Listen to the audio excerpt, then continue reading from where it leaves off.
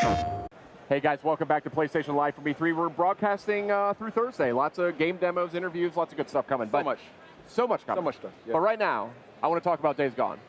So welcome, John, and whoever you are. What's your name again? That's I forgot. Jeff Ross. Jeff. Sorry about John and that. Jeff. I think I did the same thing last year, didn't I? I think you did. Come on, Sid. I'm a mess. I'm a disaster up here. All right, look. Right there. Days Gone. Right, it's right there.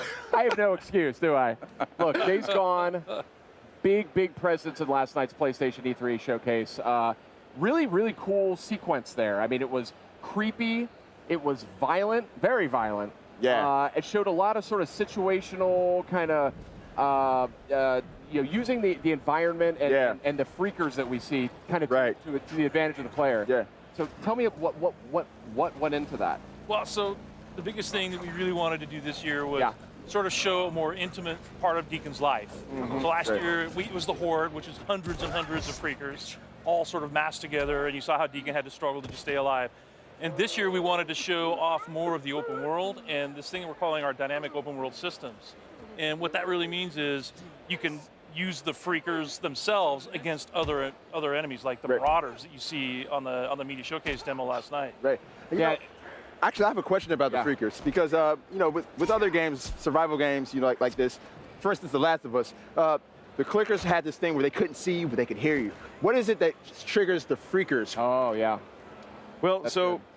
It's an interesting question, and for anybody who gets a chance to see our alternate demo that we're demonstrating in the theater today or online when it gets posted, is that the time of day kind of drives the density of the freakers and the humans when they're out, but also the weather. So when it's snowing, it's going to kind of blind everybody at a distance. When it's raining, it's going to dampen the sound. So when the player learns these, he's going to be able to use that kind of context as he's going to play that as part of his strategy for how he approaches any encounter. Gotcha. But definitely sound, right? Because like you saw in the media showcase demo, Deacon, put down this bear trap and then kind of snuck off. Right. And in our alternate path demo, he doesn't do that. So he actually kind of goes around and watches what happens when this Marauder goes into the bear trap, and you hear this gunshot on the media showcase demo. If you look at our alternate path footage, you'll see that one of the Marauders actually shoots the other Marauder in the head because he's making too much noise. Oh wow! Right. So yeah. So it's a pretty harsh world, but that sound traveled, and sound is something that can be really dangerous. Gotcha. That's very interesting. Yeah, I did notice once the bear trap was down and the guy stepped in it, you saw the freakers running. Yeah. It's like they heard it screaming. You heard them screaming.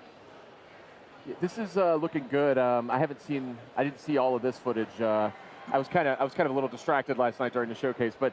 One of the things I really like about this game is it's, we see a lot of open world games out there. It's certainly like a popular genre, but this one, the feel of it is different. It feels more improvisational, I think is the word I'm going for. Absolutely. Our crafting system, I mean, it's really inspired by, kind of the do-it-yourself mentality where, we all feel thrilled when we make a repair to our car or our house with duct tape and a couple of loose screws, and we feel really good about it. That's Deacon. He's making use of everything he can find in the environment, and they have to scavenge and search for things and employ them in really clever ways. And he has to do it. He has to do it to survive. So like you see right here, this is the same clothesline that Deacon ran into, and in this demo, the runners aren't chasing him. So basically, he has the opportunity to see the ambush before it happens, goes around it, comes up behind them, and takes those guys out from behind.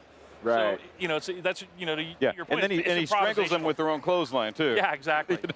So he makes use of the whole buffalo. And it's a dynamic event that can happen.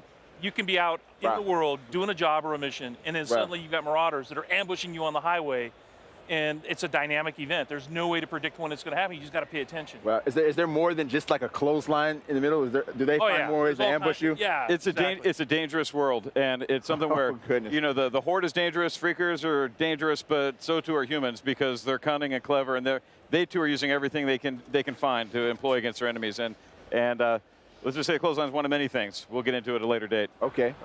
Now tell me a little bit about, maybe a little bit of the backstory about why these freakers are being hung up like this. Is that like a defense mechanism? Is it absolutely. Yeah, so what they do is we call it the meat wall. And what they'll do is, like in this case, they have a bear trap under this dead freaker corpse. And what they'll do is they'll put a trap under it, and then those other freakers are attracted to the meat. They're all hungry all the time. That's what happens, evidently, if you become a freaker.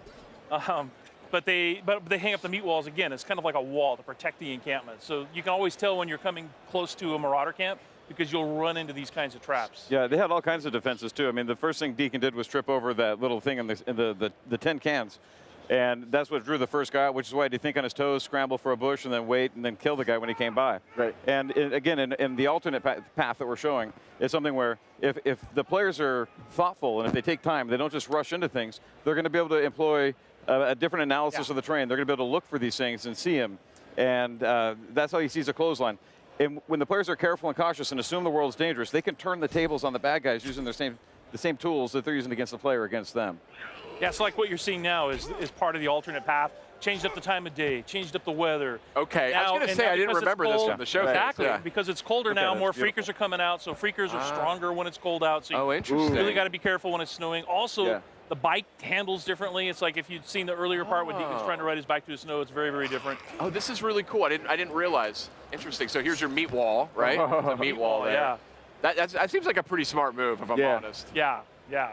But yeah, look at this, a beautiful looking game too. And I know you guys are digging into the PS4 Pro as well as you make this title. This is one that's been shown off a number of times. Right. I know you have HDR.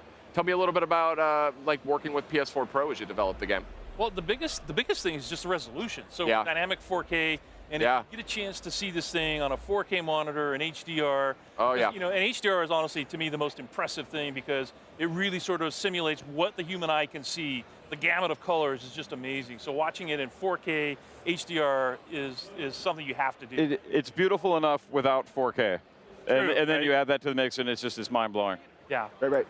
You know, one thing that stands out to me about Days Gone, you know, amongst the other undead games out there is that you can get so many zombies on the screen in this thing, or freakers on the screen at once. So can you tell us a little bit about how you guys went about making that happen and just getting so many freakers on the screen at one time? Was that a technical feat for you guys? Oh, absolutely. So we have a really, really talented team.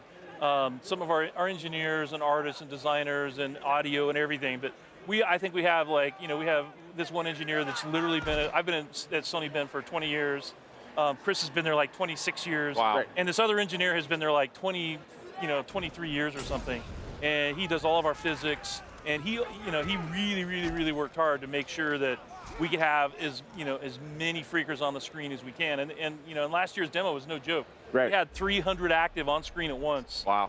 And the overall horde for the sawmill, we were managing something like, how many did you say it was? Killed 1,000. It was 1,000 freakers. Yeah. Whoa. And then 300 more showed up at the end too. So. Yeah. So it's pretty impressive. So we're even impressed by it. What do you do when you're confronted by that many freakers and in this game? I mean, we saw last year's demo. I'm not sure that ended so well. Didn't seemed like a pretty desperate ending. Yeah. But what do you do? What could be an effective technique for getting out of that? Weaponize them, like we saw in the demo, them, right? Where so that wasn't actually a horde; it was a swarm, a smaller. Okay. One in this E3's demos. Yeah, in this year's E3 demo. So it's something where you can even weaponize the larger horde as well. But it's something where it's a threat to you. But if you're smart and you don't just rush into everything, you can stop and contemplate how you can utilize every weapon and every enemy and the environment against each other as part of your tool set. And I think the short answer is until you have progressed, because this it's like taking on a swarm is something you can probably do pretty early in the game. Yeah. The horde encounters are probably later in the game, and you just do what Deacon did last year. The shortest answer is run.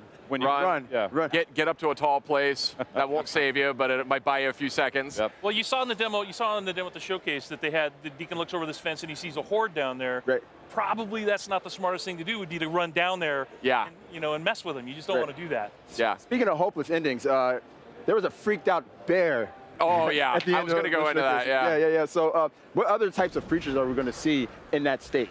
Well, last year we saw the horde, right. We saw swarmers, we saw the newts, which are adolescents when they were infected.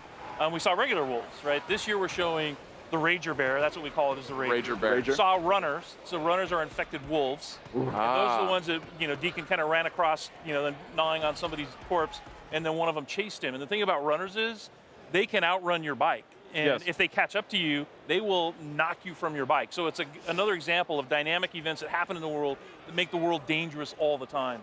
Wow. Such a cool game you guys are making. It's really inspired. I think it's got a lot of cool mechanics to it. And it's just kind of a fresh take on the open world genre. So what would you say you're most proud of as you work on the title? Yeah. Myself, I'm most proud of the way that our humans are evil. The way that they lie in wait and they want to ambush a player and they themselves are doing anything it takes for them to survive, and it just comes at the cost of our hero. But it's humans are mean, and we're resourceful, and we do twisted stuff. And this clothesline is just kind of the beginning of the things they're doing that the players. We never want the player to feel complacent when he's riding his bike down the road. You know, there's all kinds of ways for him to be disrupted, knocked off that bike, and it's just because we're kind of breaking what I call the design rules, the conventional design rules, and that you don't do that to players. You don't knock them off their bike. You let them, you know, they've earned that. And it's visceral and it's exciting and thrilling to survive those types of encounters. Yeah, it really is. I think, you know, for me, it's just the way the game looks. So, and when you get a chance to play it the way it plays. So, like I said, we have these super talented engineers and artists and designers, and the game just looks amazing. Our goal was to create a AAA console quality open world experience, because that's not something we had really seen. And you know, I think the guys are really pulling it off. I mean, I think the characters look amazing. I think the environments look amazing, all times of day, and it's just fun to look at. Right. I'm just super excited to find out how the world of Days Gone got to where it is. Yeah. You know, the origin story and how it led to these freakers pretty much taking over. Yeah. Yeah. Yeah. Good stuff, guys. Days Gone coming out on PS4. Do you guys have a release time frame yet? We don't. So we're just working really hard to deep try to in make development. the best game. You know, we're really happy that Sony's given us the time and resources to just make like a AAA open world action game, and I think it's going to be awesome. I agree with you. I think it looks fantastic. So thanks for coming by, showing off the latest. That alternate playthrough was very interesting. I didn't realize it could go in so many different directions. But coming up next on PlayStation Live from E3, we've got a lot more. We got game demos, interviews, all kinds of good stuff. So stay with us. PlayStation